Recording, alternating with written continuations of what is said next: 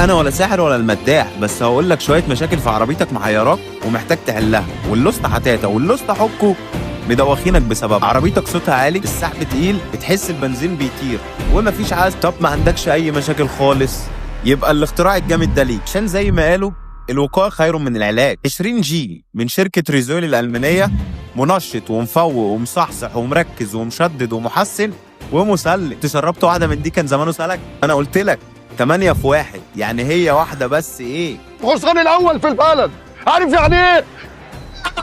لا بجد بقى، بيعمل ايه؟ بينظف دورة البنزين بالكامل، صمامات، بخاخات، غرف احتراق، بوجيهات، بيفتت ويشيل الكربون والرواسب اللي بتأثر على الأداء، بيعالج المياه اللي ممكن تبقى مختلطة بالبنزين، والحوار ده عايز فيديو لوحده. يحمي دورة البنزين من الصدى والتآكل، بيزود رقم الأوكتين فالعربية بتشتغل أنعم، بيقلل انبعاثات العادم وبيساعد على تنظيف علبة البيئة.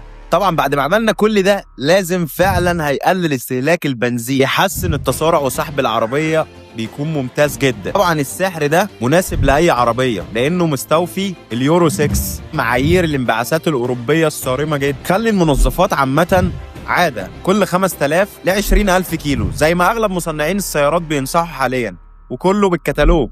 طبعا العبوة مكتوب عليها عشان تاخد أعلى أداء منها، يكون محتاج إن أنت تستخدمها 3 مرات ورا بعض وكل 5000 كيلو. كنت شربت واحد من ده كان زمانه سلك. هو حد يشربه؟ ده 8 في 1 بس بتاع عربيات بس.